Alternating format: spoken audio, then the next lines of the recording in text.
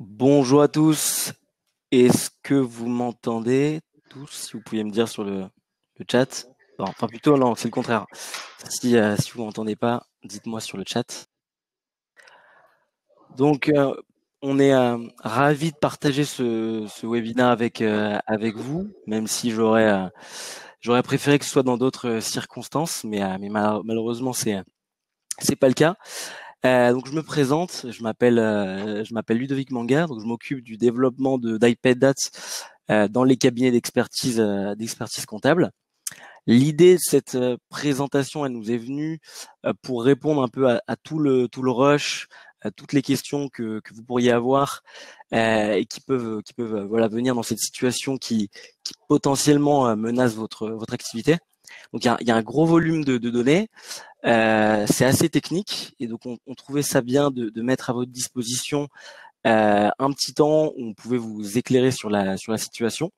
La personne qui va faire un topo sur la situation, c'est pas moi, c'est Jean-François Verstret qui est avec moi et qui est expert comptable chez Safigec.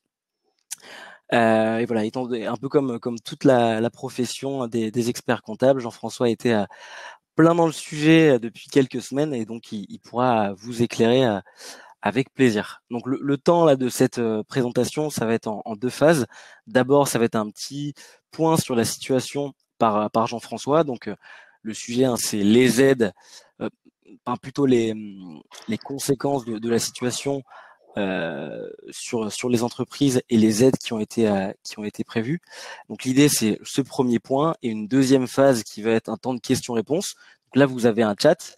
D'ailleurs, petite parenthèse, vous avez un chat où vous pouvez discuter et quand vous avez une question bien structurée, le mieux c'est de la mettre dans le petit encart question, que ce soit plus simple pour Jean-François pour y répondre. Voilà, donc je vais laisser la main à Jean-François, mais avant tout, pour ceux qui ne savent pas du tout qui on est, qui est iPadAt, en quelques secondes, même si c'est pas du tout le sujet et l'objet de cette présentation. Mais je rappelle rapidement, donc iPadAt, ça fait 3 ans que ça a été créé et l'idée de l'outil, c'est de permettre aux entrepreneurs de passer moins de temps sur toutes les tâches qui sont très chronophages et pas forcément avec une grosse valeur ajoutée en rapport avec les factures. Donc les problèmes principaux, le problème principal qu'on va tacler, c'est la récupération des pièces. Donc on va avoir des robots qui vont faire deux choses pour permettre aux entrepreneurs de récupérer plus facilement leurs pièces. Un, on va les collecter les factures automatiquement depuis à peu près n'importe quelle source. Et deux, on va comparer les factures aux transactions bancaires et on va vous notifier dès que vous avez une pièce manquante.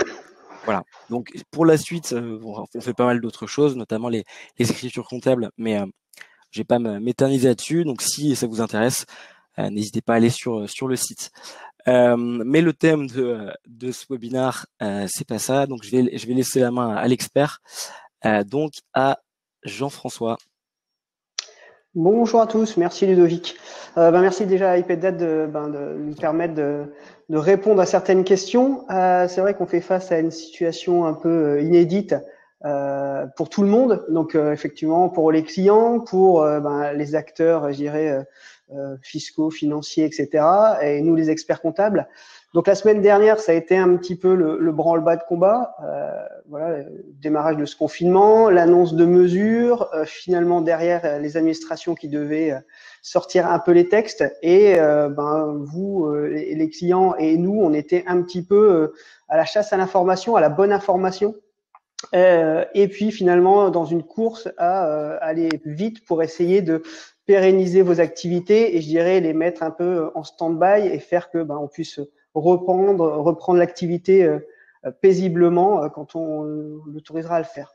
Donc là, en fait, moi, ce que je vous propose, c'est déjà voir un petit peu ce qui a été mis en place et puis surtout dans quel ordre le faire. Après, voilà, je vais d'abord balayer un petit peu, faire un tour d'horizon des mesures qui ont été adoptées et mises en place.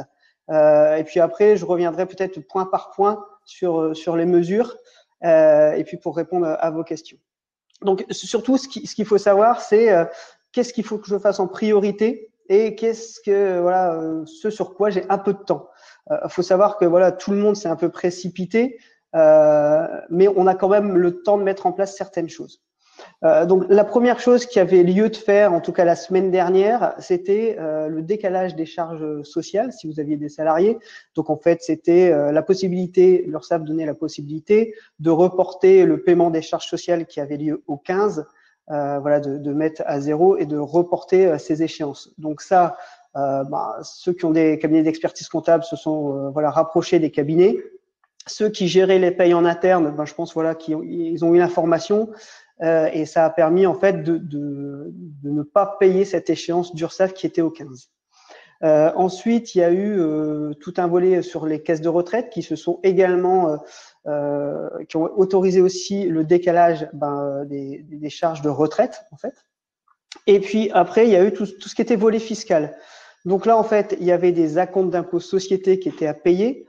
Ça, le décalage est autorisé. Si les clients avaient une CFE mensuelle à payer, si on avait opté pour la mensualisation, on pouvait également demander le report. Donc, on peut encore demander le report.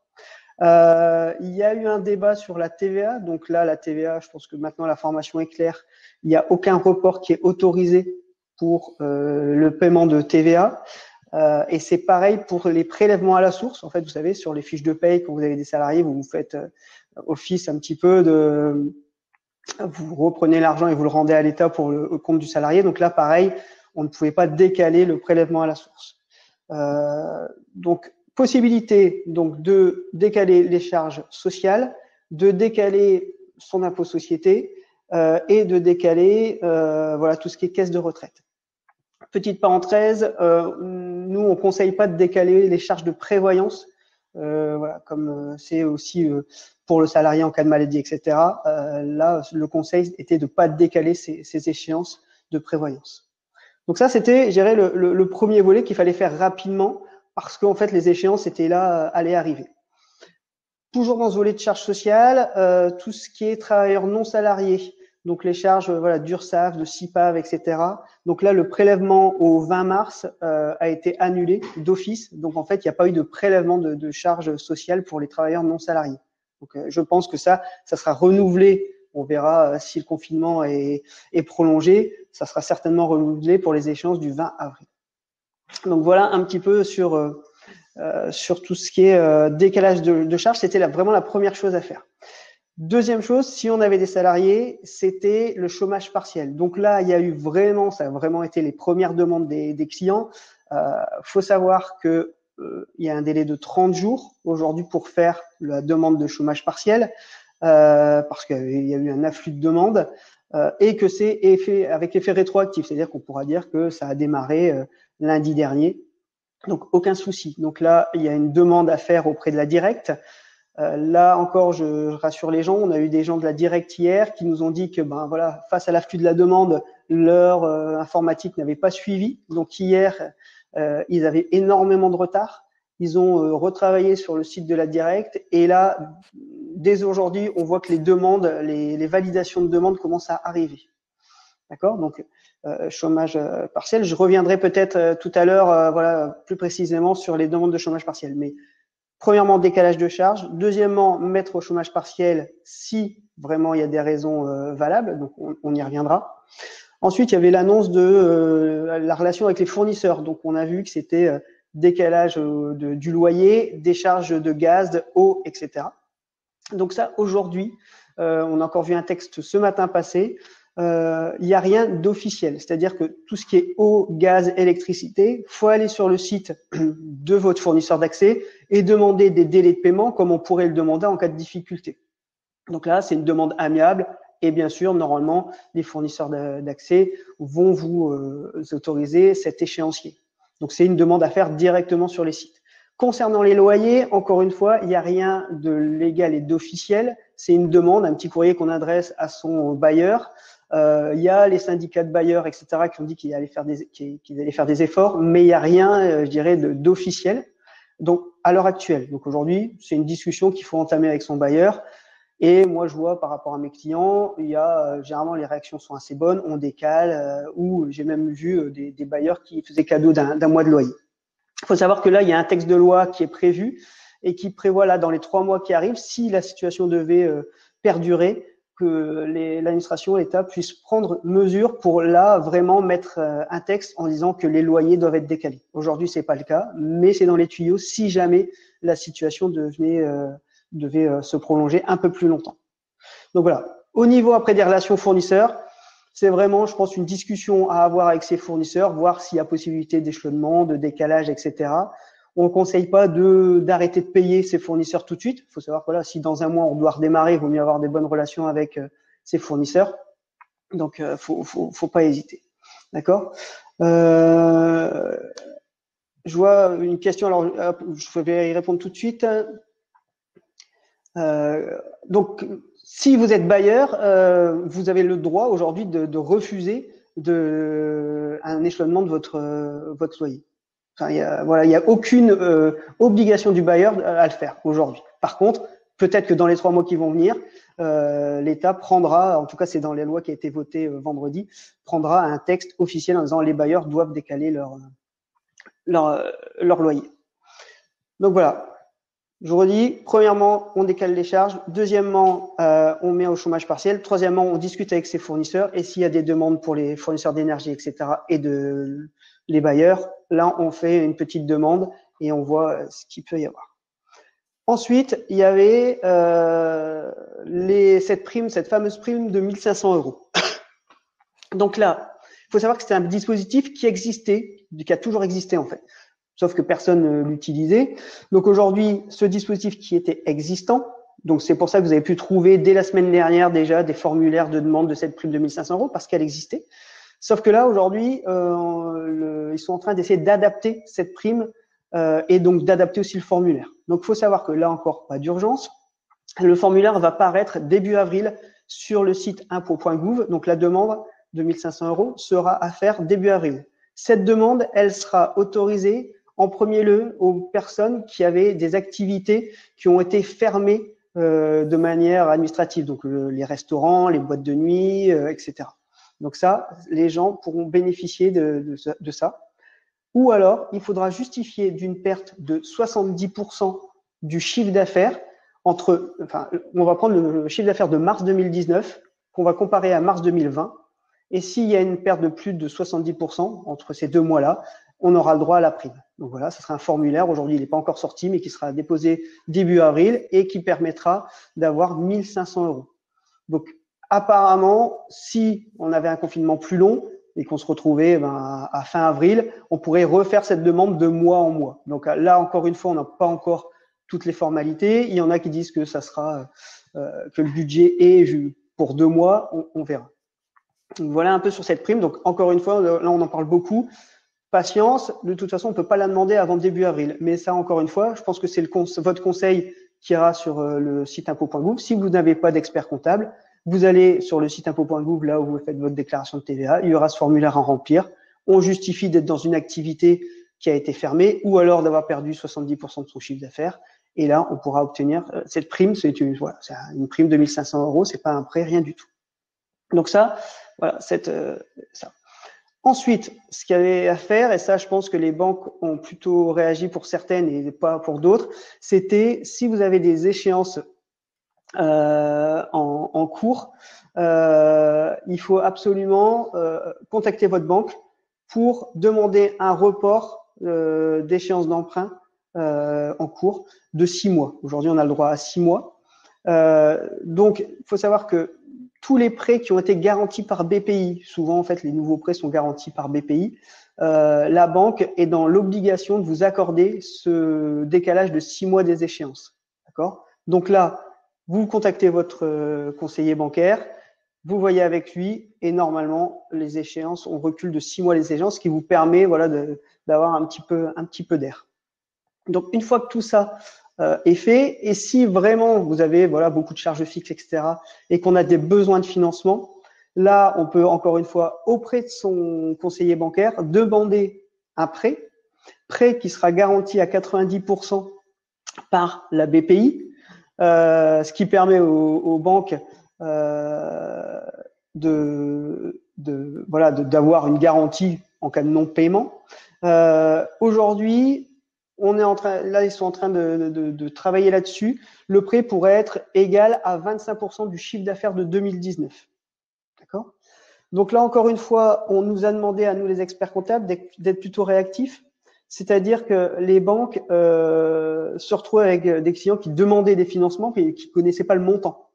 Donc là, moi, je vous invite à vous rapprocher de votre expert comptable et à déterminer avec lui, à se dire, ben, finalement, j'ai pas de chiffre d'affaires en mars, en avril et peut-être même en mai. Voilà les charges que je vais devoir payer. Donc, je prends la trésorerie au jour de la fermeture. Je vais jusque fin mai, sans chiffre d'affaires. Je prends mes charges et là, on voit le creux de trésorerie qui va naître.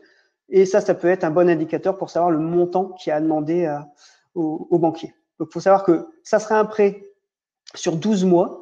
Et au bout des 12 mois, il y aura renégociation avec le banquier et on pourra prolonger jusqu'à 36 mois le paiement de ce prêt bancaire.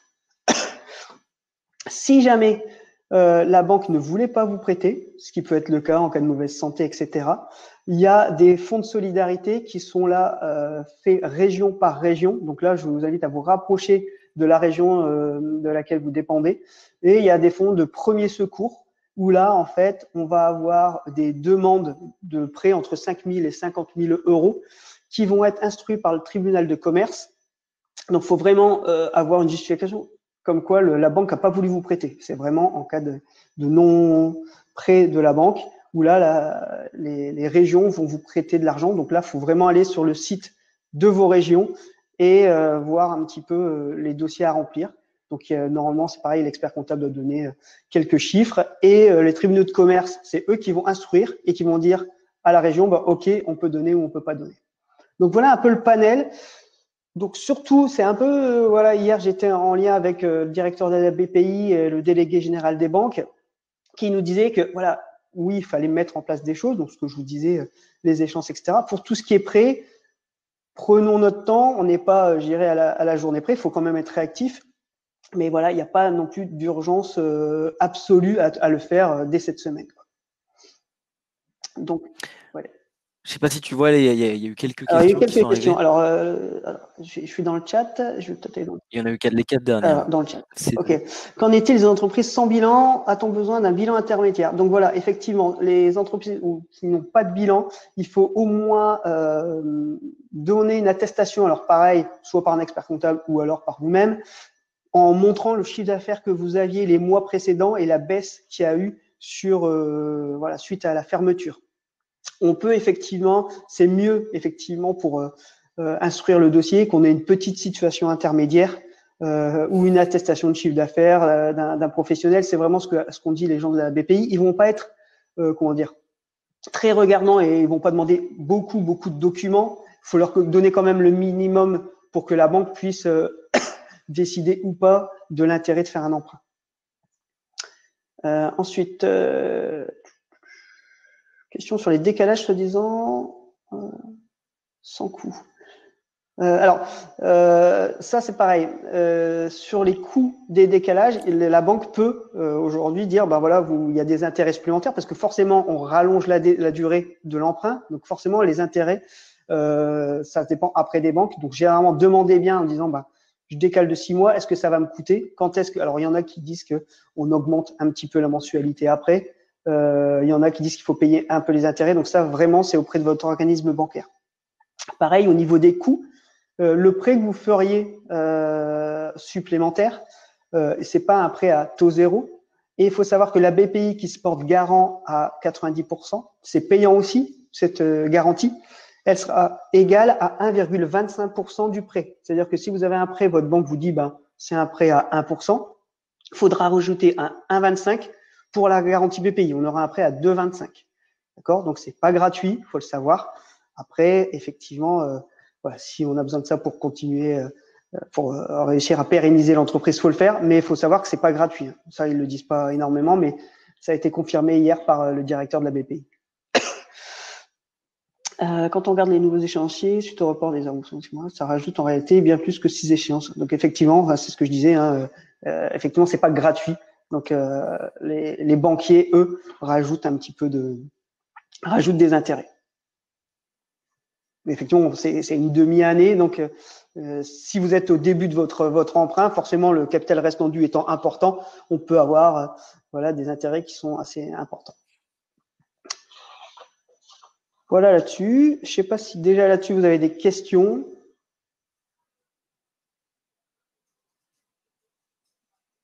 Alors aujourd'hui, c'est ce que disait le délégué. Alors, la loi n'oblige-t-elle pas, dans l'urgence actuelle, à faire des reports de manière vraiment gratuite? Aujourd'hui, le délégué des banques disait qu'ils n'avaient pas eu d'infos là-dessus. Je dirais qu'il y a même des banques qui refusent de décaler les échéances. Donc là, il y a une pression qui commence à un peu être mise sur les banques, mais les banques n'avaient pas eu je vous dis, c'est un peu l'urgence pour tout le monde. Donc les banques, la semaine dernière, disaient, nous, on n'a pas d'infos, donc on fait un peu comme on a envie. Donc là, elles commencent justement à avoir des directives, mais je pense que aujourd'hui, les banques, il n'y a rien qui les oblige à faire un taux zéro pour le décalage des prêts. Bon, ne faut-il pas attendre un peu une loi ou des directives plus strictes? Je pense que c'est ce que je disais. Il n'y a pas d'urgence, c'est-à-dire que si vous avez votre échéance d'emprunt qui est tombée le 15 mars, là, elle retombera le 15 avril. Ce qu'il faut, il faut attendre. Après, si c'est une solution, enfin souvent, ce qui pèse sur les sociétés, c'est le loyer et les emprunts. Donc même si ça coûte un petit peu, il faut décaler de 6 mois ces échéances. Et je pense que si jamais il y avait une directive qui arrivait dans 15 jours en disant aux banques, non, faites attention à vos taux d'intérêt, ça sera rétroactif. Donc, je pense qu'aujourd'hui, il est sage et c'est bien gérer son entreprise de tout de suite appeler sa banque pour ne pas, en fait, avoir d'à-coups de trésorerie sur les 2-3 mois qui vont arriver. Alors, j'ai entendu la BNP qui indiquait une avance de trésor de 3 mois de CA. Donc voilà, après, il y a l'avance de trésorerie de 3 mois de chiffre d'affaires. Ça, c'est pareil. Chaque banque va aller un petit peu de son prêt. Il y a différents prêts qui existent. Il y a des prêts bancaires, donc ça peut être un prêt de trésorerie. Ça peut être aussi, si les entreprises avaient un découvert déjà autorisé qui arrivait à échéance. Donc là, si la banque décide de dire, OK, je réaccorde 6 mois de découvert bancaire, ces 6 mois de découvert bancaire pourront être aussi garantis par la BPI. D'accord? Donc en fait, on peut avoir des prêts de trésorerie, on peut avoir des prêts de consolidation, etc. On peut avoir des prêts bancaires qui vont être adossés à BPI, c'est-à-dire que si on demande 50 000 euros, par exemple, on est une grosse société, on demande 50 000, 100 000 euros de prêt, BPI pourra venir faire un prêt complémentaire. D'accord? C'est ce qu'on appelle un prêt direct ou un prêt, alors, je vais noter le nom. Hier, voilà, c'est prêt direct ou un prêt à tout. Les prêts directs, c'est entre 10 000 et 300 000 euros. Donc ça, c'est la BPI qui va les accorder. Mais si c'est adossé à un autre prêt bancaire. Donc là, c'est si on a des gros besoins de financement. Donc voilà, c'est vraiment les banques qui vont réussir à adapter finalement le prêt en fonction des besoins de la société. Ok. Oui, il y a Louis Fichet qui dit qu'il faudrait me donner un verre d'eau. Non, ça va. Mais je tousse depuis 1 mois et demi, 2 mois, donc vous en rassurez-vous, il n'y a pas de souci. Merci de préciser. Voilà. Donc voilà un petit peu. Donc, surtout, faites attention parce que moi, j'ai eu mes clients, on a de toute réaction de la part des banques. Il y a des banques qui disent non, dans le contrat, on n'a pas le droit de rééchelonner. Il y a des banques qui disent non, c'est pas sage de vous donner un emprunt parce que voilà. Donc rapprochez-vous à ce moment-là de votre conseil et de votre expert comptable, qu'on puisse donner des documents et qu'on puisse aussi parfois mettre un peu la pression aux organismes bancaires en leur montrant qu'on connaît les textes et voilà, ça en va de la survie, je dirais, de votre entreprise. D'accord? Mais il ne faut pas dire, tiens, je demande un prêt de 40 000 euros si on n'a besoin que de 10 000 euros. Donc, il faut bien identifier, faire ce prévis de trésorerie de ma trésorerie au départ, qu'est-ce que j'ai à payer en mars, avril, mai, et puis comment je sors en trésorerie. Alors, faites attention, la BPI nous a fait, ça paraissait évident, mais dans le prévis de trésorerie, il faut bien sûr enlever les échéances d'URSSAF qu'on ne paiera pas. Si on a du chômage partiel, le prendre en compte.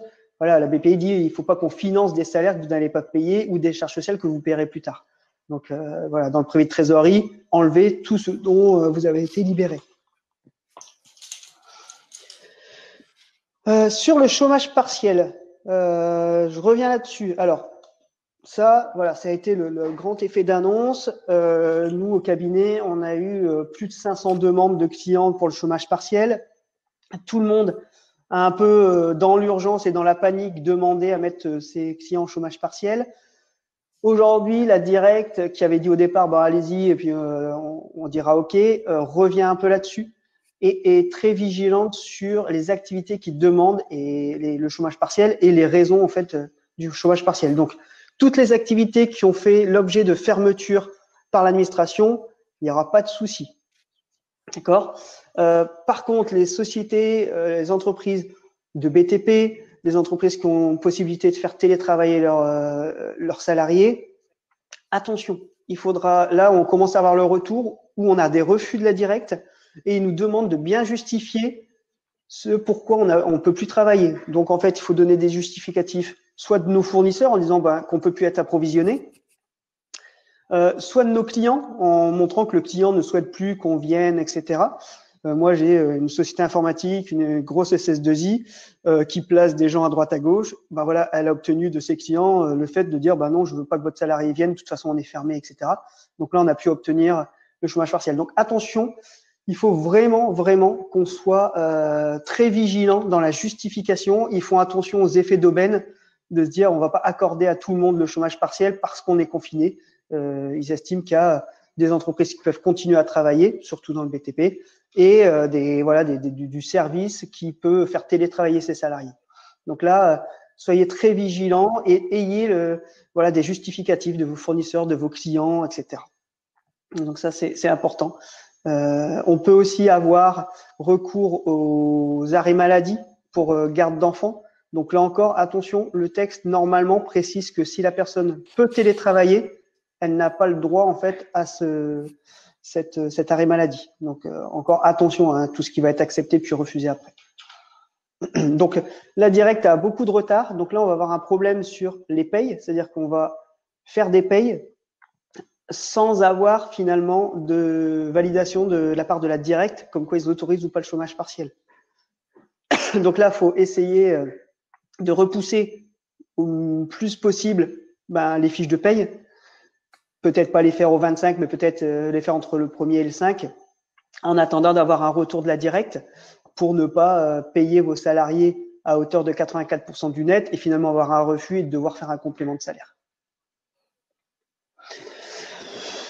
Pour les prêts perso, est-ce la même stratégie que les prêts pro? Alors, là encore une fois, hier, le délégué général des banques avec qui j'étais en relation me disait qu'il n'avait eu aucune directive là-dessus. Néanmoins, ils sont très vigilants sur le fait qu'ils se disent, si c'est un prêt perso et que le seul moyen de le rembourser est l'activité professionnelle, là, on peut avoir des reports d'échéance. Donc, il y a des banques qui le font déjà. Je sais que la Société Générale prend contact avec tous les dirigeants d'entreprise qui ont des prêts perso pour décaler. Donc ça, après, c'est banque par banque. Mais normalement, les directives qui vont arriver, c'est vraiment si on a des prêts perso et que le seul moyen de rembourser, c'est nos revenus de gérant ou nos revenus de dirigeants, de PDG, etc. On pourrait obtenir un report des prêts perso.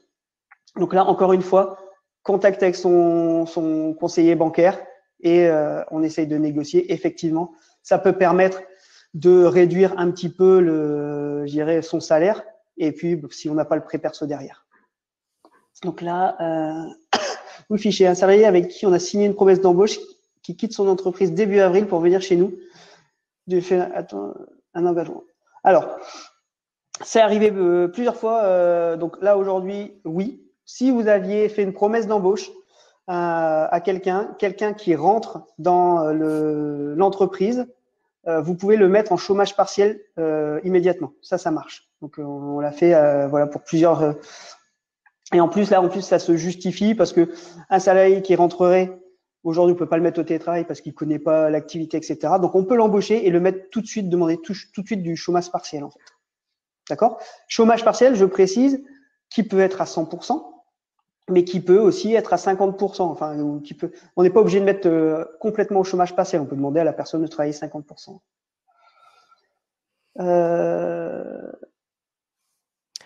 Alors, Tu regarderas qu'il y a une question ouais, dans le cas à question, tu vois, de Thibaut. alors hop, je vais aller dans questions. Voilà. Le chômage partiel se justifie-t-il parce que l'activité est à l'arrêt ou parce que nos salariés ne peuvent travailler sur leur lieu de travail?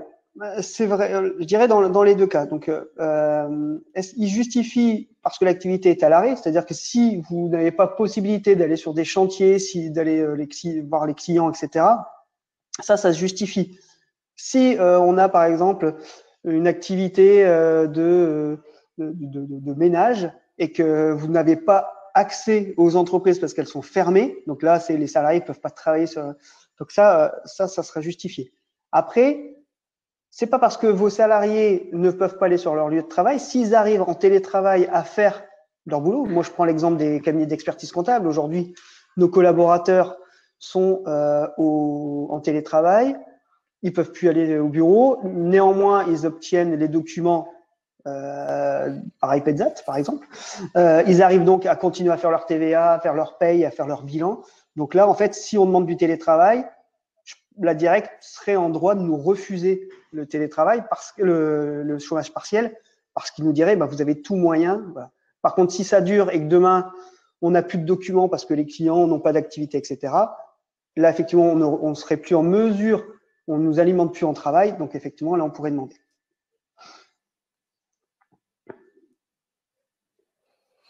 D'accord, donc le fait que les clients, donc nos clients soient impactés, ça justifie pas du Bah, si, en fait, aujourd'hui, chômage partiel. si il y a quelques clients, oui. Si vous n'avez plus de clients du tout, effectivement, ça, on dit, bah voilà, on justifie. Moi, j'ai des clients qui m'ont envoyé des mails de leurs clients en disant, bah non, vous ne pouvez pas venir sur le chantier. Moi, j'ai quelqu'un qui suit des chantiers, qui est voilà géomètre, etc. Il peut plus aller sur les chantiers. Donc là, effectivement, on a mis en chômage partiel. Donc, ce qu'il faut, c'est vraiment réussir à justifier. Ce qu'il y a, c'est que on a eu, il y a eu on a eu la directe qui nous disait, il y a des gens qui disaient, bah, je mets en chômage partiel, mais je fais quand même travailler les gens en télétravail. Voilà, en disant, bah, ok, comme ça, j'ai pas les charges. C'est ça qu'ils veulent éviter. Vraiment, par contre, si réellement vous êtes dans la possibilité de travailler parce que il n'y a pas de clients, parce que voilà, moi j'ai des crèches par exemple, elles avaient l'autorisation d'ouvrir, donc cette semaine elles ont ouvert, sauf qu'aujourd'hui il n'y a pas de parents qui ramènent les enfants. Donc dès la semaine prochaine elles vont fermer et elles ont la justification que bah, les parents elles ont bien ouvert une semaine, mais aujourd'hui les parents ne ramènent pas les enfants, donc là chômage partiel. Alors. La directe peut-elle revenir sur sa décision si toutefois nous avons fait? Oui, c'est-à-dire que là, on commence à avoir des retours de la directe. En fait, elle envoie en disant bah, c'est refusé. Merci de nous justifier plus précisément ce pourquoi vous ne pouvez pas faire travailler vos salariés. Donc là, ils demandent. Hein. Quand on a un refus, c'est pas juste un refus et puis merci, au revoir. Donc non, là j'ai vu passer, parce que là, on commence à avoir les retours depuis ce matin. On a des refus, mais ils demandent à justifier. Parce qu'au début, dans la masse, les gens auront coché juste motif Covid-19. Et voilà, aujourd'hui, ils veulent plus de ça. Sauf si vous êtes un restaurant. Donc voilà, aujourd'hui, c'est pas parce qu'il y a le Covid-19 que vous avez le droit de mettre tout le monde au chômage partiel. Il faut le justifier comme il fallait le justifier auparavant.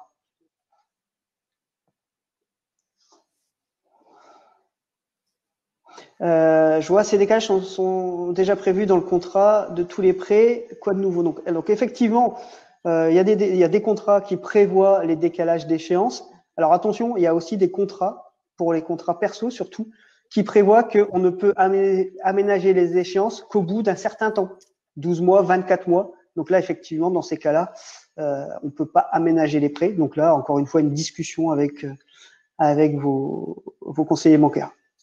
C'est vraiment voilà deux étapes, c'est voir son conseil, son expert comptable pour tout ce qui est décalage d'échéance, pour tout ce qui est chômage partiel, peut-être négociation avec les fournisseurs, etc. La prime de 1 500 €. Et puis après, versant banquier pour tout ce qui est prêt. J'insiste là-dessus.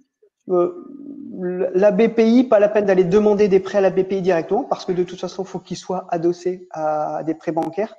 Donc là, on a juste avant la réunion, j'ai vu quelque chose passer où une fois qu'on aura un prêt bancaire, ça sera au client à aller sur le site de la BPI pour demander son numéro d'accès, quelque chose comme ça.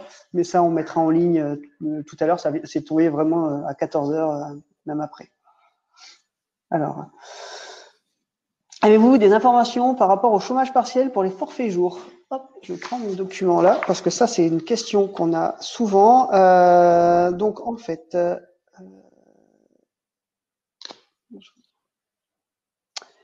oui, en fait, pour le chômage partiel pour les forfaits jours, la réponse est on peut les mettre au chômage partiel s'il y a fermeture de tout ou partie de l'établissement.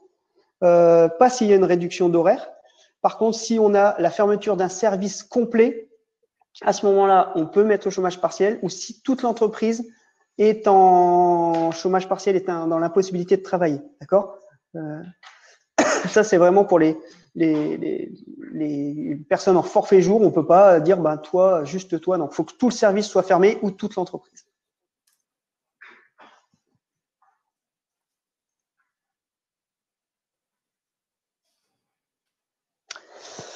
Alors, nous avons une salariée qui est dans la capacité d'effectuer du télétravail. Cependant, son assistante maternelle a fermé. De quel dispositif peut-elle bénéficier?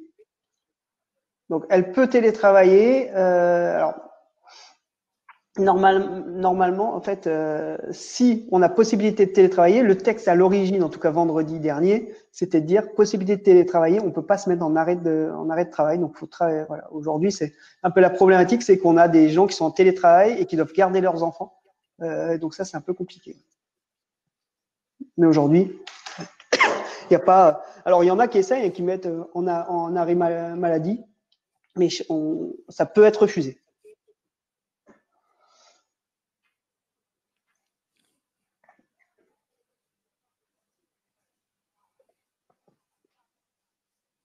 Voilà.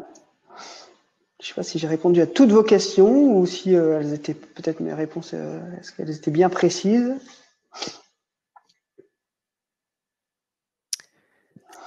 Alors, hop, ok. Et est-ce qu'il y a d'autres points que tu voulais évoquer? Non, mais en fait, voilà, aujourd'hui, c'est vraiment de se dire, on est face à une situation qui est compliquée. Faut parfois, il n'y a rien, je dirais, à part, je vous ai dit tout à l'heure, les décalages de charges sociales qui devaient avoir lieu la semaine dernière. Aujourd'hui, voilà, faut bien étudier les textes parce que il y a plein de choses qui passent, etc. On a toujours quelques jours de réaction. On voit, par exemple, le chômage partiel, on a 30 jours pour le faire avec effet rétroactif. Donc, il n'y a pas d'urgence non plus à faire. Il faut faire les choses sereinement et correctement. Il faut réagir. Je pense qu'il faut faire ce prévisionnel de trésorerie. Moi, vraiment, je vous conseille de tabler sur pas de chiffre d'affaires en avril, pas de chiffre d'affaires en mai. Tant mieux si on reprend le 1er mai ou même avant. Et de voir si vous allez passer avec les mesures que vous avez prises, si la trésorerie passe ou passe pas. Ça, c'est vraiment important. Et puis après, voilà, continuer. Là, je fais le lien peut-être avec iPadzat, mais aujourd'hui, utiliser des moyens comme iPadzat pour communiquer avec vos cabinets d'expertise comptable, parce que on a besoin de l'information, on a besoin de vos documents pour pouvoir établir des dossiers prévisionnels pour que vous obteniez les prêts, pour pouvoir faire des prévisionnels de trésorerie, etc. Donc, on a besoin de ces documents. Effectivement, des plateformes comme iPadzat nous permettent finalement d'obtenir en temps réel vos documents et d'être plus réactifs vis-à-vis des demandes des banques, des demandes de BPI, etc. Voilà, aujourd'hui, la base de tout, c'est l'information comptable. Donc, si vous avez cette information, si le banquier est là, vous aurez des prêts qui vont être accordés, je dirais, plus rapidement parce qu'ils auront l'information financière fiable. Donc, ça, c'est vraiment important. Je ne sais pas si tu as vu qu'il y avait une question qui était arrivée de Jocelyne. Ok, j'y vais tout de suite. Peut-on obliger les salariés à prendre des congés avant et les mettre avant de les mettre en chômage partiel? Alors là, en fait, c'est en cours de discussion. C'est vraiment en cours de discussion. J'ai vu que on va pouvoir, en fait, aujourd'hui, l'employeur pourra demander, pourra obliger ses salariés à être en chômage, en congé. Je regarde parce que j'ai eu l'information pareil juste avant. C'est-à-dire qu'on a des informations qui tombent au fur et à mesure. Et donc, alors attendez, je regarde juste.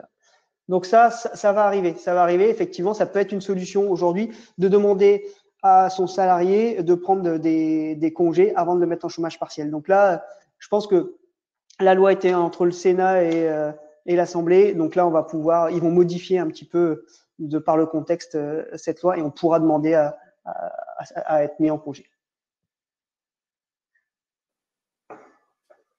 Alors, attends, hop. Okay. Deux autres questions, hein, t'as vu? Est-il possible de mettre en place une lettre d'information ou un webinaire régulier sur la durée de la crise? Alors, nous, en tout cas, je ne sais pas ce qu'iPetzat a prévu. Le site de Safigec, le site internet, donc safigec.com, on met tous les jours des informations qu'on vérifie. C'est-à-dire qu'on vérifie, on met des liens. Par exemple, il y a des modèles de courrier, comment demander un report de loyer, comment demander un report d'échéance, etc. Et tous les textes qui sont validés au fur et à mesure. Donc tous les jours, il y a 2-3 infos. On les vérifie, et puis on met ça. Donc si vous allez sur le site safigec.com, vous aurez, une lettre d'information en temps réel. Après, faudrait qu'on voit avec Ludovic, mais moi, il n'y a aucun souci pour refaire un webinaire, début de semaine prochaine, quand on en sait un peu plus. Effectivement, parce que là, il y avait des textes qui étaient entre l'Assemblée et le Sénat fin de semaine dernière. Et là, ça arrive. Et là, on commence à avoir des directives des banques, mais on n'est pas encore complet. Donc, aucun souci pour mettre un jour un petit peu tout ça.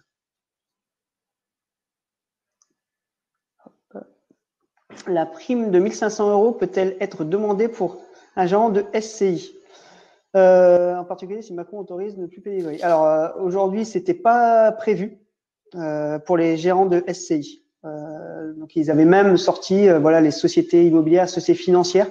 Donc, comme je vous dis, ça, aujourd'hui, le texte, ils n'ont pas encore exactement validé. Donc, c'est un texte qui est encore mouvant. Donc, peut-être que, vous savez, il y a beaucoup de lobbies qui sont en train de travailler. C'est-à-dire qu'avant, par exemple, la prime de 1 500 €, on ne pouvait pas l'avoir pour les professions libérales. J'ai vu hier soir qu'il avait remis dans le texte. Donc, les professions libérales pourront y avoir droit sous certaines conditions, pas faire plus de 40 000 € de bénéfices à l'année. Donc, peut-être qu'effectivement, là, dans les discussions qui arrivent aujourd'hui, demain, peut-être mettront-ils les gérants de SCI. C'est pareil.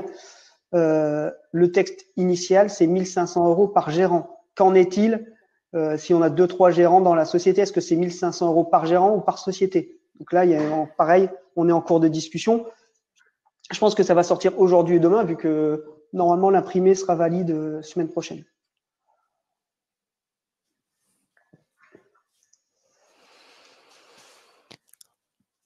On attend de voir s'il y a encore d'autres questions, mais en tout cas, alors, je vois qu'il y en a une. En tout cas, ce que Cédric disait, le fait de mettre en place une lettre d'information, un webinaire régulier, de toute façon, on y pensait déjà d'en faire une sorte de rendez-vous un peu régulier, parce que c'est demandé. Donc, si je vois la demande, ça me conforte dans cette idée. Une autre question de Fabien, du coup. Jean-François, quel serait le lobby à contacter pour les gérants de SCI? Aujourd'hui, je sais qu'il y a un syndicat des bailleurs. Alors, pour vous donner le nom, je ne sais pas. Mais alors, attendez, je vais peut-être regarder parce que justement, il y avait une info ce matin. J'ai ouvert là tout à l'heure. Hop. Je regarde vite fait.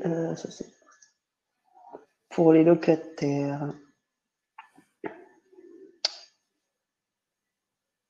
Donc, en fait, c'est ça. Il y a un syndicat des bailleurs. Donc, après, il faut le trouver, mais là, il ne donne pas le nom. C'est les fédérations des bailleurs, apparemment, qui existent. Il y a une fédération des bailleurs. Donc, il faudrait peut-être les contacter pour voir s'il n'y a pas des choses à faire. C'est là où on pourrait voir quelque chose. Et là, je regarde aussi sur cette histoire de congés payés. Donc là, il y a c'est en cours ils essayent de le faire passer. Et donc sur les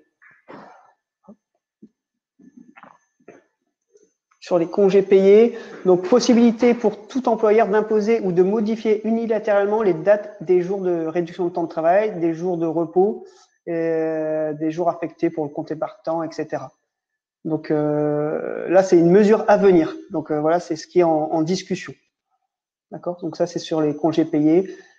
Possibilité par accord d'entreprise ou de branche d'autoriser l'employeur à imposer ou à modifier les dates de prise d'une partie des congés payés dans la limite de 6 jours ouvrables. Voilà, en dérogeant au délai de prévenance, parce que normalement c'est 4 mois avant. Donc là, voilà, c'est vraiment ce qui est ce qui est en cours. Donc là, ils disent voilà, normalement la décision unilatérale n'est pas permise. Par contre, on pourra avoir la conclusion d'un accord collectif nécessaire. Donc ça, c'est en cours. Je ne sais pas s'il y a eu des questions le temps que je disais ça. Ouais, ben, on attend un peu pour voir s'il y a des questions, mais du coup, de toute façon, ce sera, ça pourrait être récurrent. Donc,